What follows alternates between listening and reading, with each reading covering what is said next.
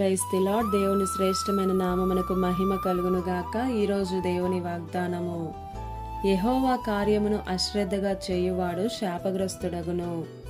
ఇర్మియా గ్రంథము 48వ అధ్యాయం 10వ వచనము. ఈ ఉదయకాల సమయంలో గనుడైనటువంటి దేవుడే మనందరితో మాట్లాడుతున్న మాట, యెహోవా కార్యమును అశ్రద్ధగా చేయువాడు శాపగ్రస్తుడగును అని.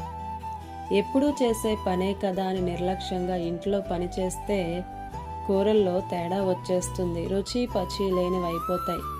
ఎప్పుడు వెళ్ళే ఆఫీసే కదా అని ఆలస్యంగా వెళ్తే చివాట్లు తప్పకుండా భరించాల్సి ఉంటుంది. చేసే పని ఏదైనా, మన ఉద్యోగంలో, వ్యాపారంలో, వంట ఇంట్లో పనులపై మన మనస్సు నిమగ్నం అవ్వకుండా ఏ పని చేసినా కూడా అది వ్యర్థమైపోతుంది.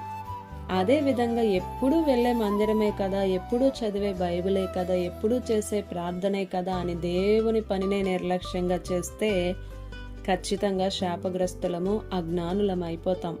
కాబట్టి మనం చేసే ఏ పనైనా సరే శక్తి వంచన లేకుండా శ్రద్ధగా పనిచేయాలి. దేవుని పని లేదా నీ అభివృద్ధి కోసం చేసే ఏ పనైనా సరే శ్రద్ధగా, శక్తి వంచన లేకుండా చేయి. తన పనిలో నిపుణత గలవానిని చూచితివా, వారిని అల్పులైన వారి ఎదుట కాదు, రాజుల ఎదుటనే నిలవబెట్టునని వాక్యం సెలవిస్తుంది. కాబట్టి ఆలోచించు, దేవుని పని శ్రద్ధగా చేస్తున్నావో అశ్రద్ధతో నీవు ముందుకు కొనసాగుతున్నావో నీ ఇష్టమే. ఆలోచించు. ఇది నా వాగ్దానం మనందరి జీవితాల్లో నెరవేరాలని కోరుతూ దేవుని సువార్త పరిచర్యలో మీ సహోదరి Prasanna. God bless you. Amen.